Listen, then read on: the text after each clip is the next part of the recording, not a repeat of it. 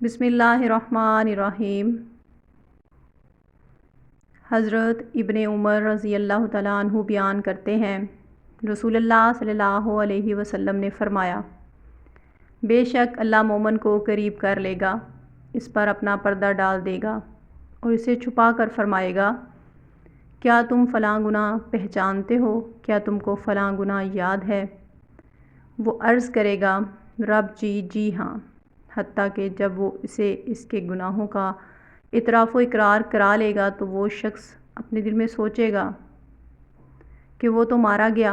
اللہ تعالیٰ فرمائے گا، میں نے دنیا میں تیرے گناہوں پر پردہ ڈالے رکھا اور آج میں تیرے گناہ معاف کرتا ہوں۔ اسے اس کی نیکیوں کی کتاب اعمال نامہ دے دی جائے گی، البتہ کفار اور منافقین تو انہیں ساری مخلوق کے سامنے بلایا جائے گا اور کہا جائے گا، یہ وہ لوگ ہیں جنہوں نے اپنے رب پر جھوٹ باندھا تھا، سن لو ظالموں پر اللہ کی لعنت ہو۔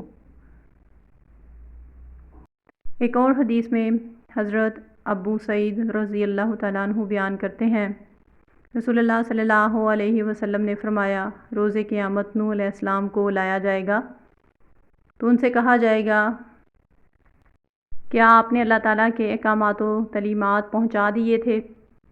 وہ کہیں گے، جی ہاں میرے پروردگار۔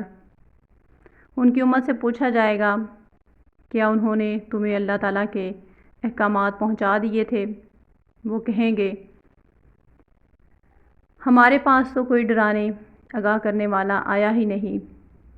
اور ان سے کہا جائے گا، آپ کا گواہ کون ہے؟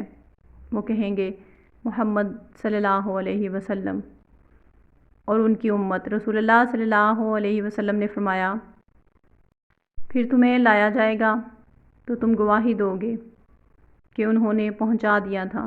پھر رسول اللہ صلی اللہ علیہ وسلم نے یہ آیت تلاوت فرمائی، ہم نے اسی طرح تمہیں امت وسط بنایا تاکہ تم لوگوں پر گواہ ہو اور رسول اللہ تم پر گواہ ہو۔